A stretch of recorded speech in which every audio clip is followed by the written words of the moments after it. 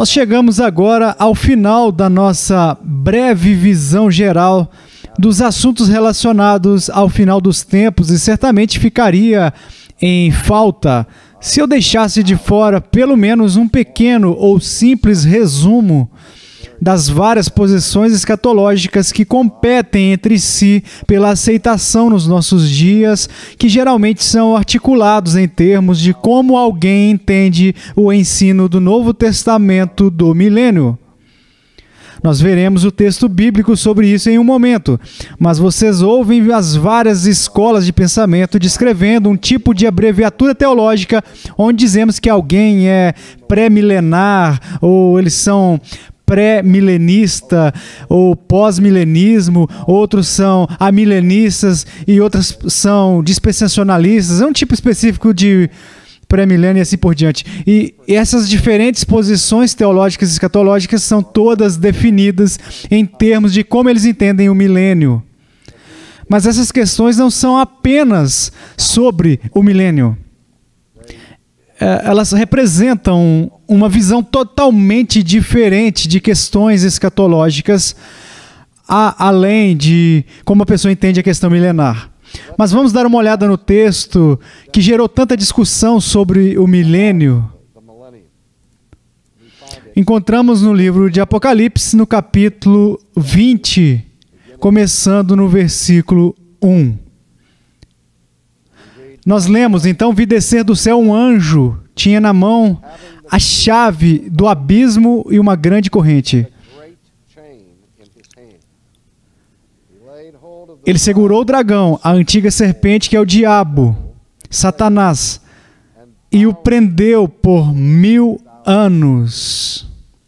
Então aqui está a primeira referência ao período de 1000 anos e tem a ver com a ligação ou acorrentamento de Satanás, onde Satanás é mantido em cativeiro de acordo com as imagens aqui da revelação por um período de 1000 anos. Lançou-o no abismo, fechou-o e pôs selos sobre ele, para que não mais enganasse as nações até se completarem os 1000 anos. Depois disso, é necessário que ele seja solto pouco tempo. Então, você entendeu a cronologia até agora?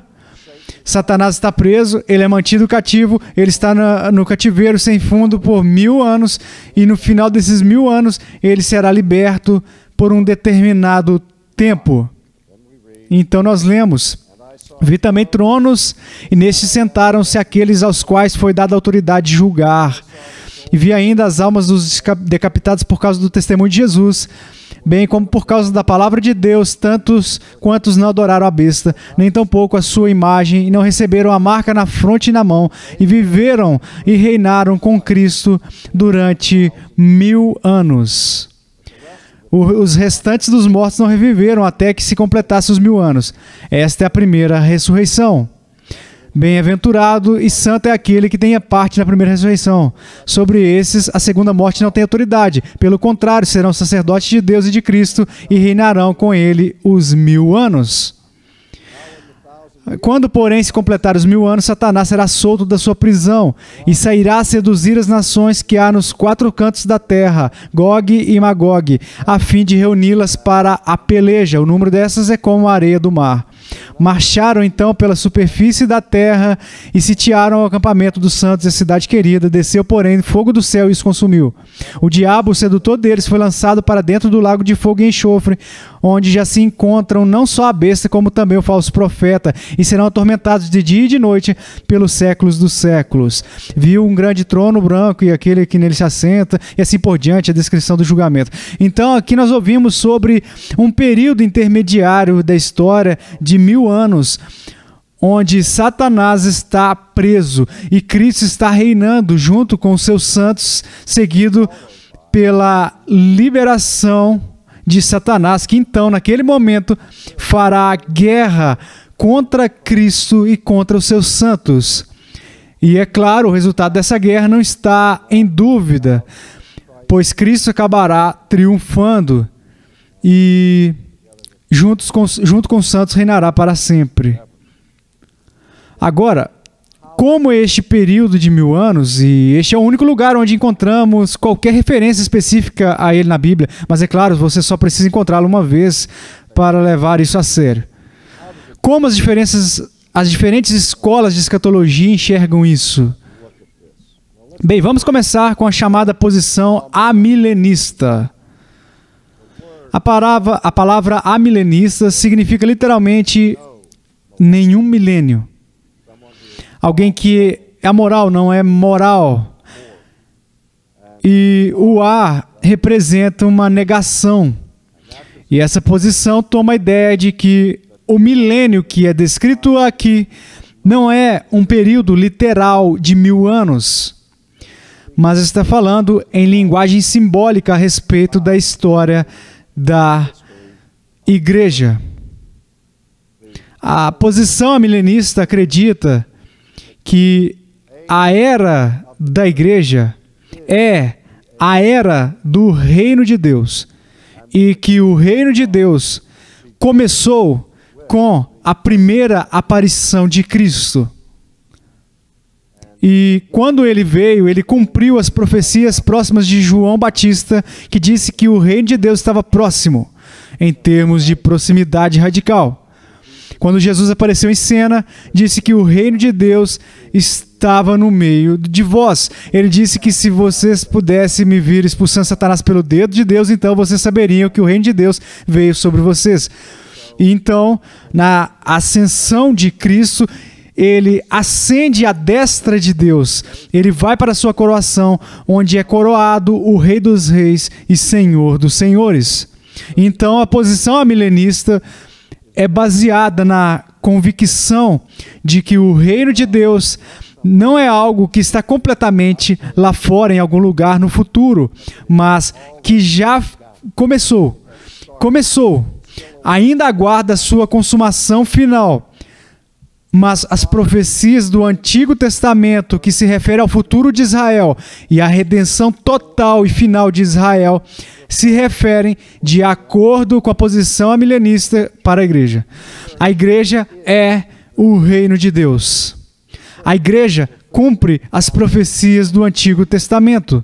Agora, a igreja inclui gentios e judeus, ambos. A posição amilenista ainda deixaria espaço para um tratamento futuro de Deus com o Israel étnico, com o povo judeu, mas não em uma agenda separada, um programa separado, onde Deus tem um plano redentor para os judeus e outro plano redentor para os gentios. Mas sim, todas as profecias da Bíblia se referem à igreja e ao reino de Cristo, que incluirá tanto judeus como gentios. Agora, também, a posição amilenista acredita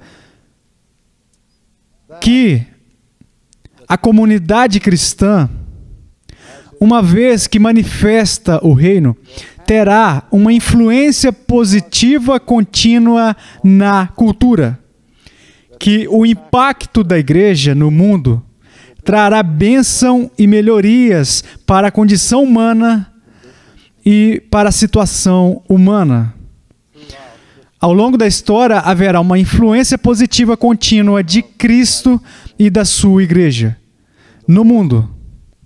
João Calvino, por exemplo, ensinou que a tarefa suprema da igreja, entre o seu início e a sua consumação no final dos tempos, é testemunhar o reino invisível de Cristo. Ele disse que a tarefa da igreja é tornar visível o reino invisível. Vocês se lembram de quando Jesus deixou este planeta? A última pergunta que foi feita a ele pelos seus discípulos foi a seguinte: Senhor, restauras agora o reino a Israel? E o que Jesus disse? Ele não disse: quantas vezes eu tenho que dizer que não vai haver um reino para Israel? Não. Ele diz: veja, esses tempos estão nas mãos do Pai. Então ele continua dizendo: mas vocês serão as minhas testemunhas em Jerusalém, na Judéia, em Samaria e até os confins da terra. E a posição milenista seria que eles acreditam que é tarefa da igreja ser testemunhas do reino invisível que já existe.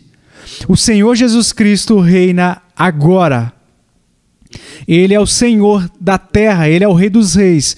E nós estamos na era do reino, mas o reino não foi consumado.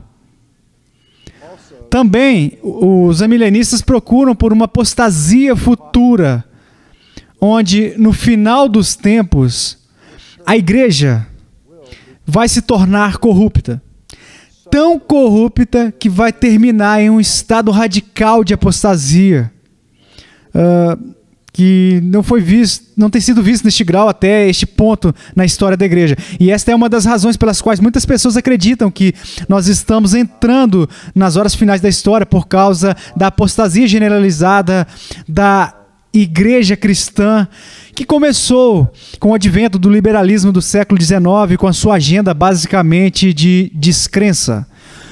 Em qualquer caso, eles diriam que esta apostasia resultará, então, em um período de grande sofrimento para aqueles que são fiéis a Cristo. E este período de sofrimento será chamado, é o que eles entendem ser a tribulação, em que o anticristo se manifestará no final dos tempos. E os santos terão que suportar grande sofrimento durante este período da obra do anticristo, que perseguirá o povo de Deus. E a igreja não escapará deste período de tribulação por intermédio de algum tipo de pré-tribulação, êxtase. Então, no final deste período, Cristo retornará e triunfará sobre as forças do mal e finalizará sua obra de redenção, que inclui a renovação de toda a criação com os novos céus e a nova terra. Mas tudo isso está acontecendo por um período indefinido de tempo, que não será literalmente 1000 anos, porque a posição milenista é baseada na suposição de que o milênio realmente começou no Novo Testamento, com o triunfo de Cristo na sua cruz e na ressurreição e na sua ascensão. Então, o reinado de 1000 anos é um período indefinido a partir do momento em que Cristo é inaugurado como rei, até qualquer momento no futuro que ele volte, seja 1000, 2000 anos, 3000 ou 4000 anos, literalmente, que o milênio é simplesmente uma representação simbólica deste parênteses, ou este período provisório. Por outro lado, você tem a forma dispensacional da escatologia pré-milenista, onde a dispensação é que não estamos agora na era do reino, mas nós estamos na era da igreja. E a era da igreja representa um parêntese entre o período da antiga aliança e a vinda do reino. Para o dispensacionalista, a vinda do reino é completamente futura. Esta é uma das coisas que criaram tanta controvérsia sobre o entendimento, por exemplo, ou o ensino de Jesus no Sermão do Monte. Alguns, se não a maioria dos dispensacionalistas clássicos, acreditam que a ética ensinada por Jesus no Sermão do Monte não tem relevância para a igreja contemporânea, mas é um reino ético que só será implementado no final dos tempos, após a volta de Cristo, quando ele estabelecerá o seu reino.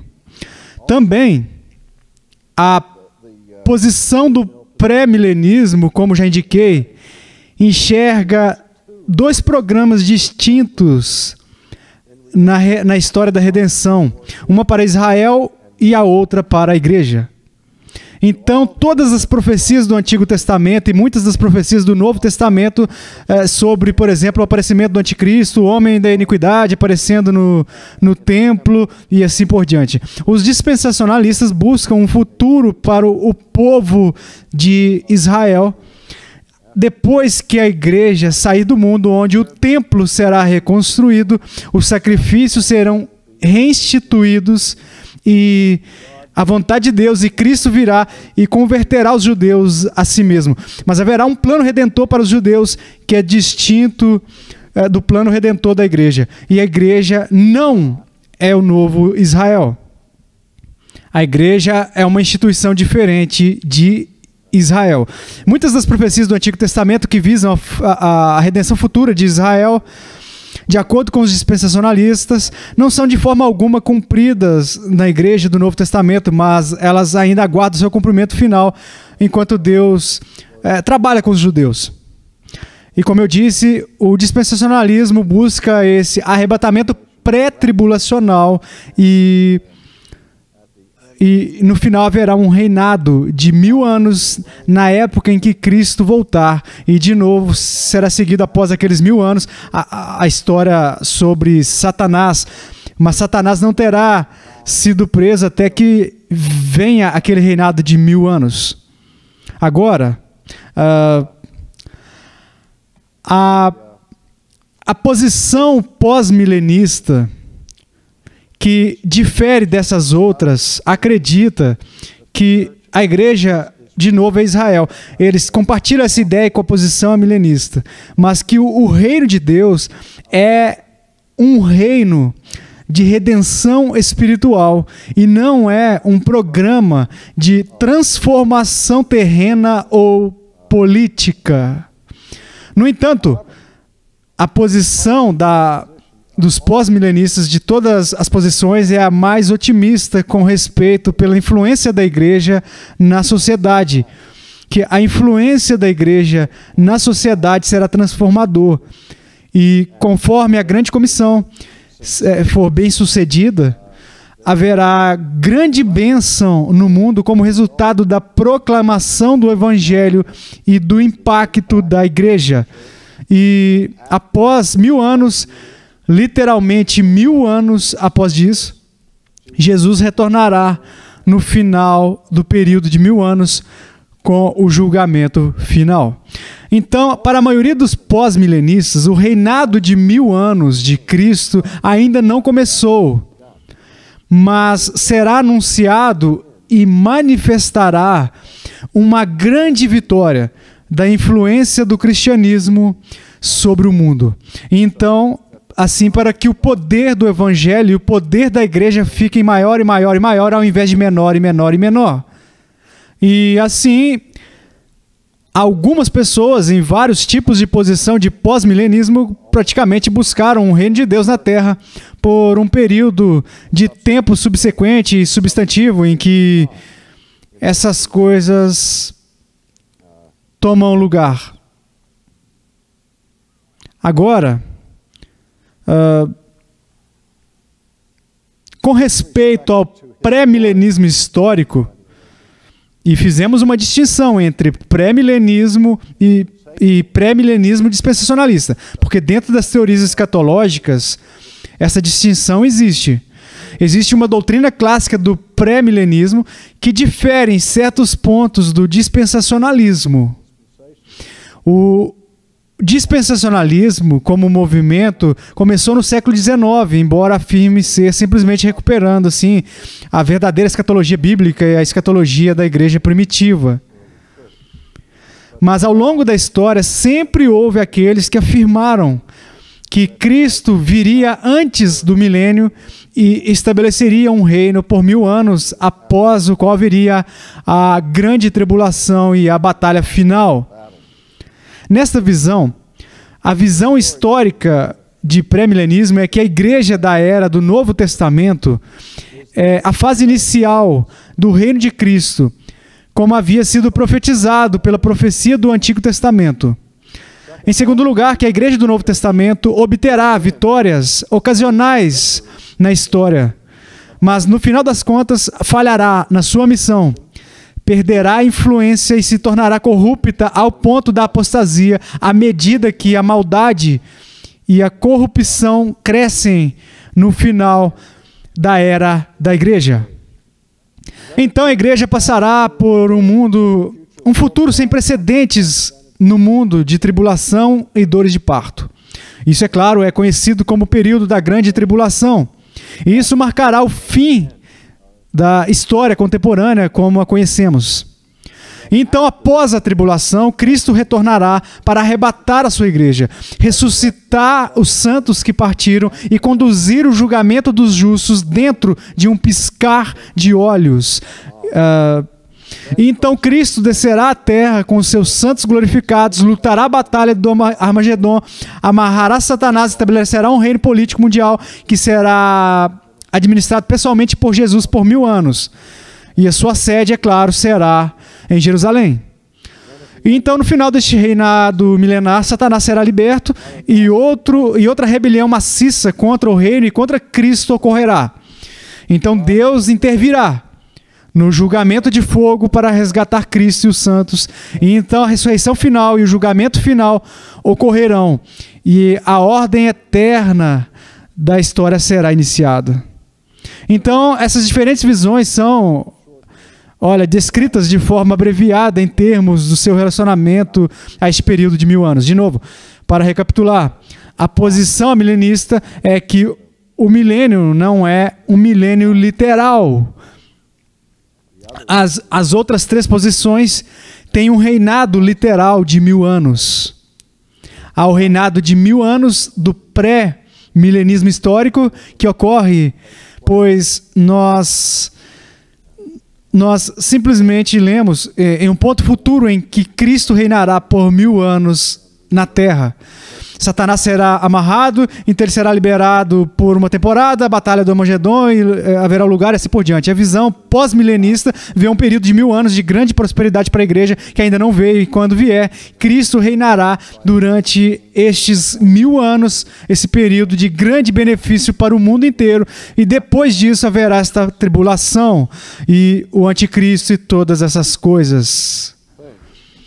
Então eu acho que vocês entenderam isso, e onde os preteristas caem, obviamente, é que os preteristas completos não acreditam em um milênio, quero dizer que eles acham que já ocorreu.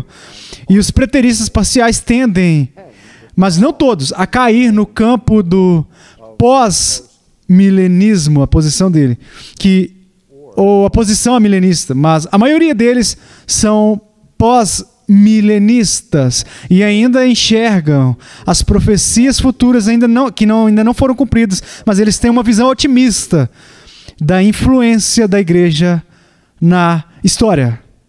Agora, a razão pela qual existem essas posições concorrentes de amilenismo, pós-milenismo, dispensacionalismo, pré-milenismo histórico, preterista e tudo mais, é porque é tão difícil saber com precisão e com certeza as referências exatas das profecias futuras.